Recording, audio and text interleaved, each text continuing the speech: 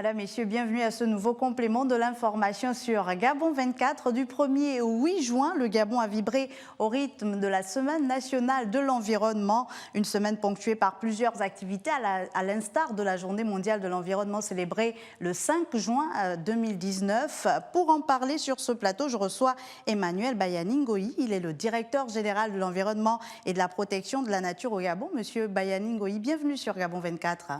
Merci et bonsoir. Bonsoir. Vous n'êtes pas seul avec vous pour en parler également. Monsieur Marcel Biogo, vous êtes assistant au département de l'économie à l'université Omar Bongo de Libreville au Gabon et par ailleurs membre du laboratoire J'y arrive de l'économie appliquée. Bienvenue également sur Gabon 24. Merci madame. Alors monsieur Bayani, je me tourne d'abord vers vous, vous qui êtes le patron de l'environnement entre griffes, directeur général quand même de l'environnement. Est-ce que finalement les objectifs ont-ils été atteints de cette semaine nationale de l'environnement? Merci de l'opportunité qui nous est offerte par Gabon Télévision. 24. Gabon 24, autant pour moi. Et pour répondre à la question qui est posée, effectivement, lorsqu'on regarde l'ensemble des activités qui ont été menées, nous pouvons aisément dire que les objectifs ont été atteints. Alors, la pollution de l'air était la thématique autour de laquelle ont été axés les différents travaux. Comment se manifeste cette pollution au niveau du Gabon? Disons, avant d'arriver à donner une réponse à votre question, on va contextualiser la situation. Oui. Donc, généralement, pour chaque journée mondiale de l'environnement, il y a un thème qui est adopté pour cristalliser l'attention autour de ce thème et porter les messages les plus appropriés pour qu'on puisse prendre conscience par rapport à la thématique ou la préoccupation environnementale qui est de l'air. On sait que l'année dernière, c'était sur le déchet plastique. Voilà, et cette année, c'est sur la pollution de l'air. Bon, de façon globale, disons simplement que la pollution de l'air, elle est due à un certain nombre de particules qui sont émises dans l'atmosphère et qui polluent l'air, en fait, qui contaminent l'air, si on peut parler ainsi. Et cette contamination a des répercussions sur notre santé, a des répercussions sur l'environnement de manière globale. D'accord. Avant de revenir sur les manifestations, est-ce qu'on peut classer le Gabon sur une échelle de 10 en termes de pollution de l'air? À quel niveau se situe le Gabon? Bon, globalement, on ne va pas sur le plan continental. Le Gabon est placé 9e par rapport à la qualité de l'air que nous respirons et nous sommes premiers au niveau de la zone CEMAC. Mais comme on le disait lors des manifestations, on ne va pas s'asseoir sur ce classement. Nous devons davantage développer des mesures, nous devons davantage mettre en place une batterie de mesures pour que nous puissions améliorer la qualité de l'air qui respire dans notre pays. Alors, vous avez parlé de l'impact autant sur le plan de la santé, sur le plan de l'environnement, mais également sur le plan de l'économie, puisque nous sommes là avec M. Biogo. On arrive vers vous, mais déjà, comment cela se manifeste-t-il, cette pollution de l'air? On remarque aujourd'hui, par exemple, à Libreville, qu'il y a malheureusement la question de la gestion des ordures qui demeure un problème pour les pouvoirs publics. Est-ce que cette question-là serait également l'une des manifestations de la pollution de l'air, l'une des causes principales de la pollution de l'air? Nous sommes en train, dans cette perspective-là, de voir, de mener, de réfléchir pour que nous puissions aboutir à un certain nombre de mesures pour circonscrire la thématique. Pour circonscrire la problématique, disais-je, afin que la gestion des déchets soit plus optimale et que nous puissions faire en sorte que ces déchets ne contribuent pas davantage à la pollution de l'air. On arrivera aux stratégies, occasion pour vous de nous dire concrètement qu'est-ce qui ressort de cette Semaine nationale d'environnement. Je me tourne vers vous, Monsieur Marcel Biogo. Vous avez pris part à cette Semaine nationale de l'environnement. Quelle a été la plus-value de votre participation ? Merci madame. La plus-value de ma participation à cette semaine de l'environnement était axée essentiellement dans l'explication des enjeux économiques effectivement de la pollution de l'air. Et là, au cours du panel, j'ai essayé effectivement d'expliquer de façon simple ce qu'on entend par les enjeux économiques de la pollution de l'air, que j'ai globalement divisé en deux, comme étant les enjeux effectivement qu'on appelait les enjeux traditionnels de la pollution. Quels sont-ils? Alors, et donc, ce que j'ai appelé par les enjeux traditionnels, il faut dire que l'activité économique de façon globale, lorsqu'on intègre l'activité de production et l'activité de consommation, effectivement, engendre ce qu'on appelle les externalités négatives. Donc, les externalités négatives qui ont effectivement un impact négatif sur des agents à savoir, ça peut être des ménages et autres.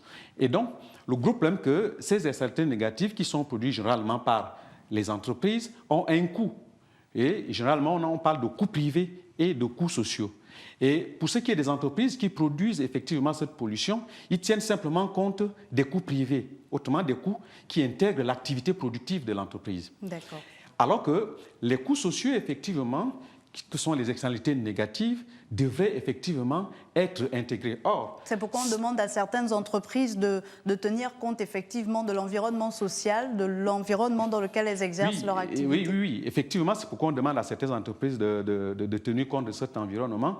Mais généralement, vous savez, lorsqu'une entreprise produit, elle veut faire le maximum de profit. Oui. Et donc, aller vers le maximum de profit induit automatiquement une minimisation des coûts. Alors, et donc, ils ne veulent jamais, ils ont toujours du mal à intégrer effectivement des coûts sociaux dans les coûts privés qu'ils sont appelés à payer. Dans ce genre de cas particulièrement, qu'est-ce qui est prévu au niveau de la loi au Gabon? Est-ce que ces entreprises-là, on pourrait porter plainte à ces entreprises-là pour l'impact environnemental subi par les populations? Bon, honnêtement, en ce qui me concerne, je n'ai pas de connaissances sur le cadre juridique qui est prévu, peut-être M. Bayani pourra renchérir dans ce sens. Qu'à cela ne tienne, effectivement, lorsqu'une entreprise produit de la pollution, il faut effectivement qu'elle parvienne à payer ses coûts de pollution. Et c'est pourquoi on a parlé du principe de pollueur-payeur. Et ça fait partie effectivement de l'un des enjeux traditionnels que j'ai évoqués dernièrement.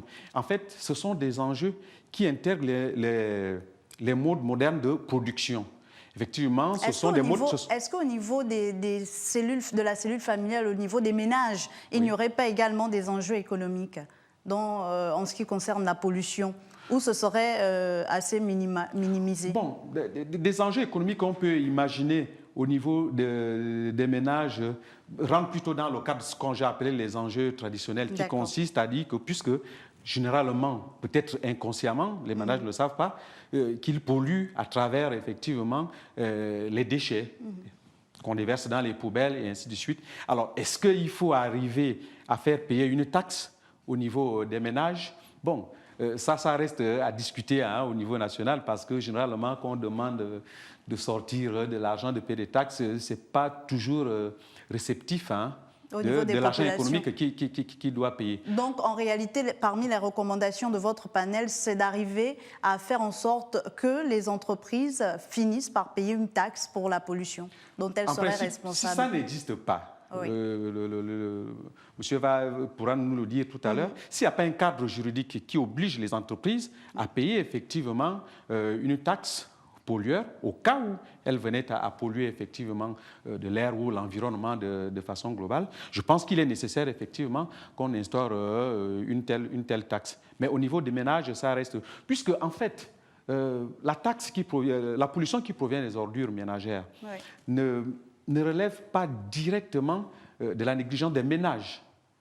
On a parlé de la gestion des ordures ménagères qui ne relève pas aujourd'hui des ménages.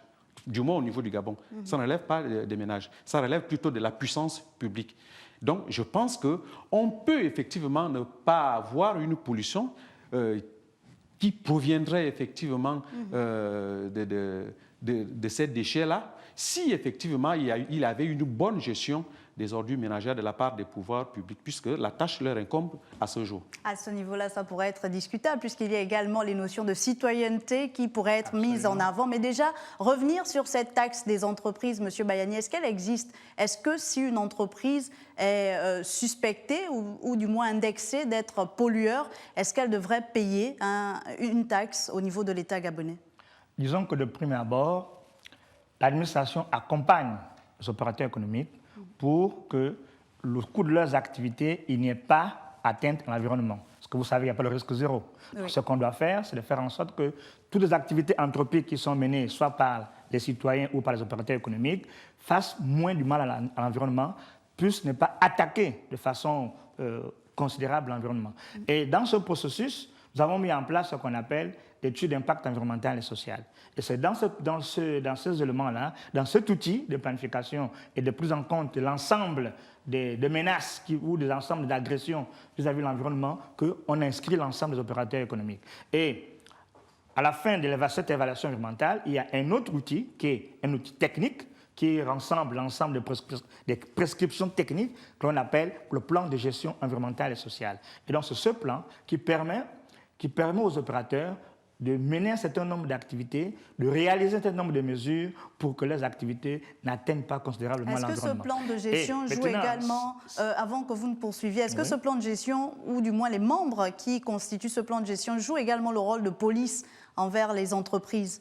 Effectivement, j'en venais. D'accord. Et donc, cet ensemble de mesures est mis en œuvre au sein de l'entreprise par une équipe, un comité de QHSE, donc qualité, hygiène, sécurité, environnement. Et ils font donc le suivi de ce plan de gestion environnementale et sociale. Et nous, au niveau de l'administration, nous faisons le contrôle de l'exécution de ce plan de gestion environnementale et sociale. Et à ce moment, si on arrive à constater des écarts, en ce moment, nous faisons ce qu'on appelle des prescriptions, enfin, on donne des prescriptions correctives. Et ces prescriptions correctives permettent à l'entreprise d'ajuster ses mécanismes, ses moyens et ses actions pour mener à bien et à terme ce plan de gestion environnementale et sociale. Maintenant, si l'aventure, après avoir contrôlé, demandé à l'opérateur de mettre en œuvre tout cet ensemble de batteries de mesures, si l'aventure, disais-je, que l'entreprise n'arrive pas à mettre en œuvre ces mesures, en ce moment-là, comme le confère la loi, nous frappons l'entreprise. Quelles sont les amendes? Ça veut dire que les amendes sont codifiées dans la loi 007/2014 du 1er août 2014 portant relative à la protection de l'environnement en République gabonaise. Donc il y a une batterie d'amendes qui vont de 2 millions jusqu'à 500 millions. Donc, ça dépend si l'amende est par rapport à la personne physique ou à la personne morale.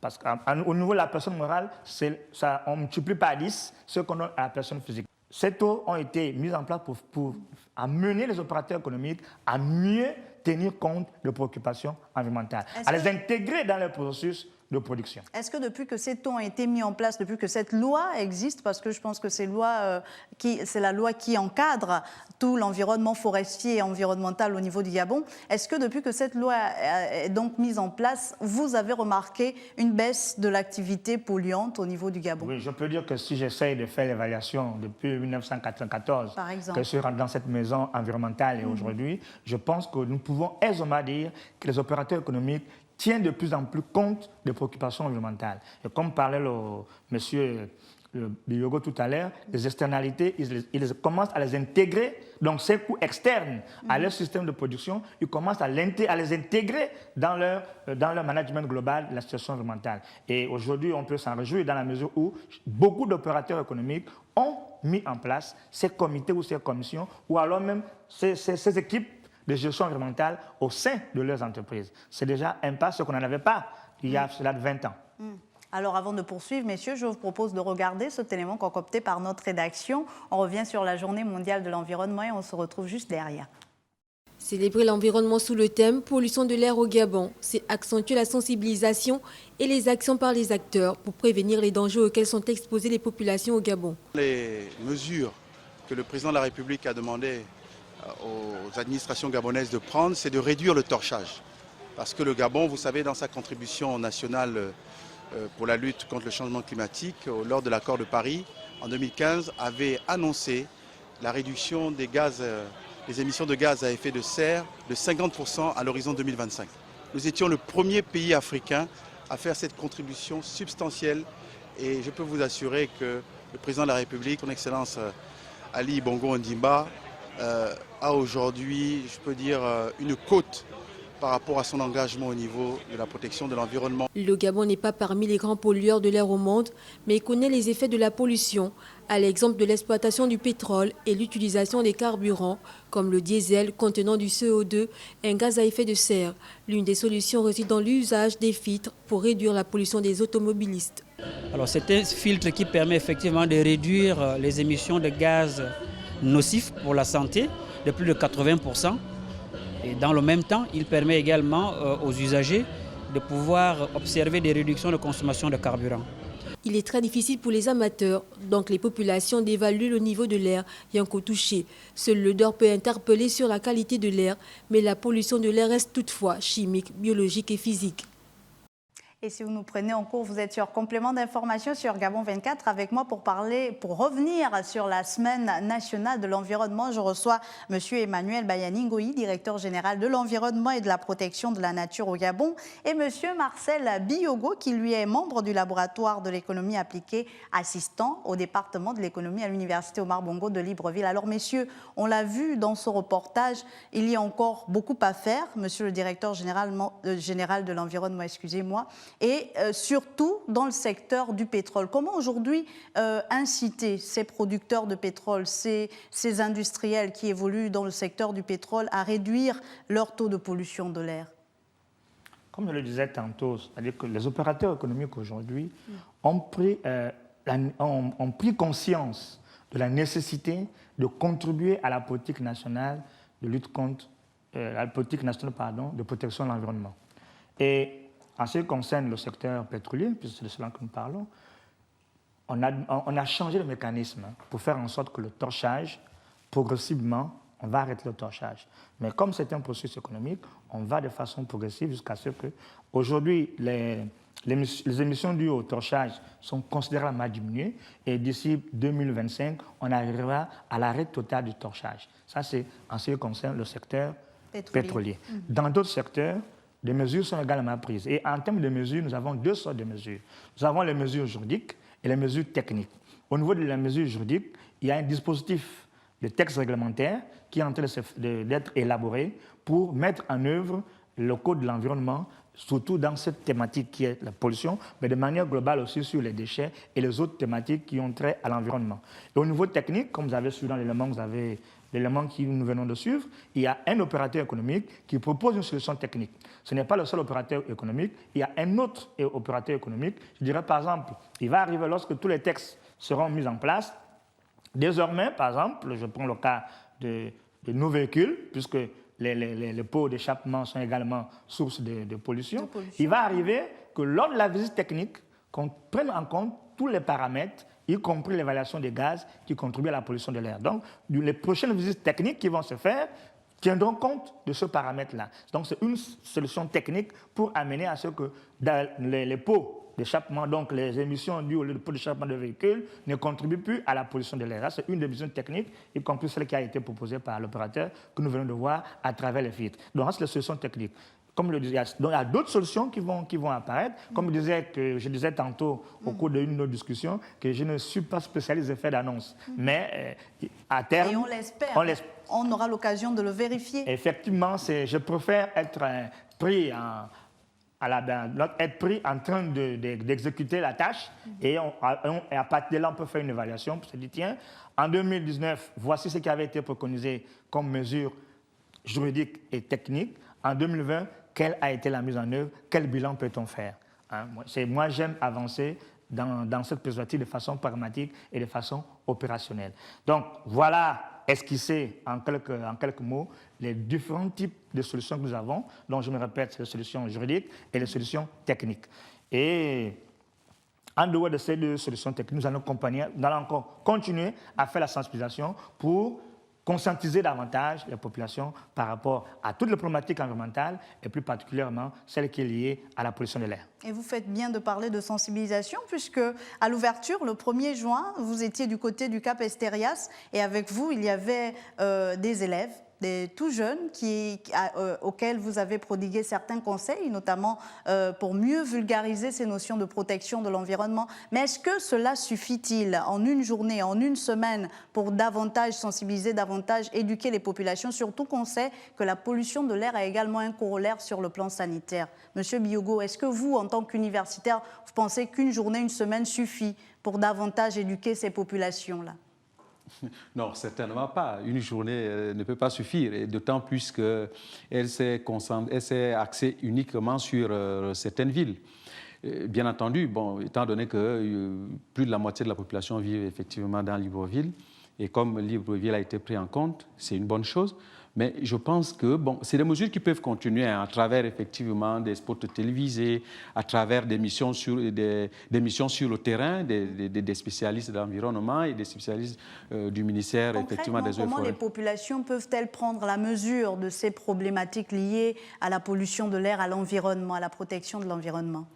Mais comment les populations peuvent prendre effectivement ça? Bon, écoutez, je pense que ce qu'il y a lieu de faire, c'est la sensibilisation auprès des ménages. C'est la sensibilisation auprès des ménages. Et peut-être aussi, il faut créer des mesures incitatives au niveau de ces ménages-là. Par exemple, je disais tout à l'heure que ce sont les ménages qui produisent beaucoup des déchets ménagers, des déchets ménagers, des ordures oui. ménagères et tout et tout. On peut peut-être regarder dans ce sens comment amener ces ménages à adhérer effectivement à la problématique de l'environnement, à la question de l'environnement, pour que leur environnement soit effectivement préservé. Peut-être commencer déjà à intégrer les notions de tri, par exemple, au niveau des ménages. Voilà, la notion de tri. Et puis, vous vous rendez compte que quand vous faites les rues de Libreville, ces populations vivent exactement à proximité effectivement des poubelles. Et du coup, ils ne se rendent même pas compte qu'ils mettent en danger leur propre vie. Et d'où, effectivement, il est nécessaire effectivement d'intégrer la sensibilisation auprès des ménages et puis le système de tri, effectivement, comme vous le dites si bien, au niveau des ordures ménagères. Monsieur Biyogo parle de la sensibilisation. Vous étiez à Lambaréné, Fougamou et certainement à Port-Gentil pour cette Semaine nationale de l'environnement. Qu'est-ce qui ressort de ce périple? Parce que c'est une première pour la Semaine de l'environnement de se déporter à l'intérieur du pays. Bon, disons globalement que tout cela procède d'une planification. Puisqu'il faut toucher l'ensemble des populations, bon, donc on a quadrillé, on a fait un maillage, on a subdivisé donc le pays en 3 portions. Là, nous avons commencé par la première portion, donc la Gounié et le Moyen-Nogoué. Les années prochaines, nous allons continuer à les 2 autres portions, parce que notre objectif, c'est d'atteindre l'ensemble du pays, porter le message en ce qui concerne la préservation de l'environnement. Donc, ça, c'est le premier programme qu'on a mis en place. Et dans le cas de la sensibilisation, effectivement, on est en train de développer un programme spécial sensibilisation qui ne va pas seulement se limiter au cours de la semaine, mais qui va s'étendre tout au long de l'année. Et on l'espère. Et avec les moyens que nous aurions, nous mettrons en œuvre ce programme. Monsieur Bayaningo, allez-y, terminez. Nous mettrons en œuvre ce programme. Et donc, le message que nous avons porté à Mouila, Fougamou et Lambaréné, c'était non seulement de façon globale des messages liés à la préservation de l'environnement, mais aussi de façon spécifique, celles qui avaient trait à la pollution de l'air. Il y a un phénomène qu'on observe tous les jours dans notre capitale, même en province, c'est les petits artisans qui brûlent les pneus. Oui. Ça, c'est très dangereux. Donc, il n'y a pas que les déchets, il n'y a pas que les fumées qui sont émises des pots de charbon de voiture, mais il y a aussi ce phénomène où les gens passent à longueur de journée à brûler les pneus. Ça aussi, c'est dangereux, ça contribue à la pollution de l'air. Donc, l'arsenal de mesures ou les éléments stratégiques que nous sommes en train de mettre en place, c'est pour essayer de circonscrire tous ces phénomènes-là, essayer de les endiguer pour qu'on ne puisse plus les revoir davantage. Mais pour en arriver, effectivement, la sensibilisation est incontournable. Il faudrait que l'on dise à toutes ces personnes les conséquences qui sont liées à la pollution de l'air. Qu'est-ce que ça cause? Aujourd'hui, on a les gens qui souffrent de l'asthme. On se demande d'où ça vient, mais c'est aussi en partie dû à la pollution de l'air. On a des enfants qui sont constamment grippés. Constamment malades, la pneumonie infantile, c'est aussi dû à la pollution de l'air. Il y a aussi d'autres maladies, la maladie cardiaque, c'est aussi dû. Voilà, c'est aussi dû à la pollution de l'air. Donc, autant de conséquences qu'il va falloir que nous puissions faire prendre conscience à nos populations que les gestes que nous posons chaque jour peuvent nous être retournés par des maladies parce que nous ne prenons pas soin de notre environnement. L'environnement, c'est notre vie. L'environnement, c'est notre santé. Nous avons donc le devoir, il n'y a pas que les pouvoirs publics, nous, en tant que citoyens, nous avons également le devoir de prendre soin de notre environnement parce qu'il en va de notre vie. Parce que j'allais d'ailleurs demander, est-ce qu'il y a des actions catégorielles, c'est-à-dire que les acteurs, autant tous les maillons de la société pourraient mettre en œuvre, population, acteurs de la société civile, pouvoir public. Est-ce que vous avez envisagé cela dans les recommandations? Et les actions sont fonction de la cible. Les messages aussi sont fonction de la cible. Pour que chaque message est adapté à chaque type de cible, à chaque type d'opérateur. On voit que les acteurs de la société civile, et ce sera peut-être le mot de la fin, sont très engagés dans ces questions de protection et de préservation de l'environnement, mais qu'ils se plaignent souvent que du côté des pouvoirs publics, cela ne suive pas assez. Qu'est-ce que vous pouvez répondre, monsieur le directeur général de l'environnement? Je ne sais pas pourquoi ces acteurs de la société civile se plaignent. Dans le Code de l'environnement, dont la loi 007/2014, à l'article 9, il est expressément mentionné que ces acteurs de la société civile font partie du dispositif institutionnel de la mise en œuvre de la politique nationale en matière de protection de l'environnement. Donc, ils ne devaient pas se plaindre. Ils savent ce qu'ils doivent faire. Ils connaissent les types de relations qu'ils doivent établir avec l'administration en charge de toutes ces questions environnementales. Disons simplement, et c'est là où l'innovation qu'on va apporter, dans le cadre du programme, des programmes que nous sommes en train de mettre en place, c'est insérer, impliquer davantage ces acteurs de la société civile dans la mise en œuvre de la politique nationale en matière de protection de l'environnement. Monsieur Marcel Biogo, peut-être pour terminer, vous, au niveau de l'Université Omar Bongo, il y a également des actions qui sont menées pour la préservation de l'environnement. Peut-être l'occasion aussi de davantage sensibiliser les étudiants et pourquoi pas les enseignants qui vous regardent actuellement. Bon, effectivement, au niveau des étudiants, il y a un certain nombre de choses qui sont faites au niveau du campus, notamment au niveau des différents mutuelles, la mutuelle globale de l'université qu'on appelle le CVE et les mutuelles des différentes facultés qui prennent effectivement la mesure de la pollution de l'environnement à bras le corps. Donc, il y a des petites actions qui sont menées, peut-être ramasser les poubelles, essayer de les caser dans des coins, ainsi de suite. Bon, et puis, il y a aussi des petites actions qui sont menées parfois dans les salles de classe, à travers ces organisations des étudiants. Donc, il y a également la sensibilisation Il y a la sensibilisation au niveau de l'université, mais de mon point de vue, cette sensibilisation reste beaucoup fragile. Hein. Elle reste beaucoup fragile parce qu'il est quand même parfois regrettable de voir que dans un campus universitaire, on trouve effectivement les tas de poubelles, et ainsi de suite. Et puis, il y a de l'herbe. Et puis, il y a même effectivement, si vous allez au campus de l'UOB, de l'Université Omar Bongo, il y a des cours d'eau. Hein. Donc, il faudrait dynamiser la sensibilisation, dynamiser les actions dans ce sens. Merci beaucoup, Emmanuel Bayaningoyi. Je rappelle que vous êtes directeur général de l'environnement et de la protection de la nature au Gabon. Merci, Monsieur Marcel Biogo, qui lui est assistant au département de l'économie au niveau de l'Université Omar Bongo de Libreville et par ailleurs membre du laboratoire de l'économie appliquée. C'est également au Gabon. Merci. Avec vous, nous sommes revenus sur les activités relatives à la Semaine nationale de l'environnement qui a eu cours au Gabon du 1er au 8 juin. Merci à vous, chers téléspectateurs, d'avoir été des nôtres. Je vous dis à très vite sur Gabon 24.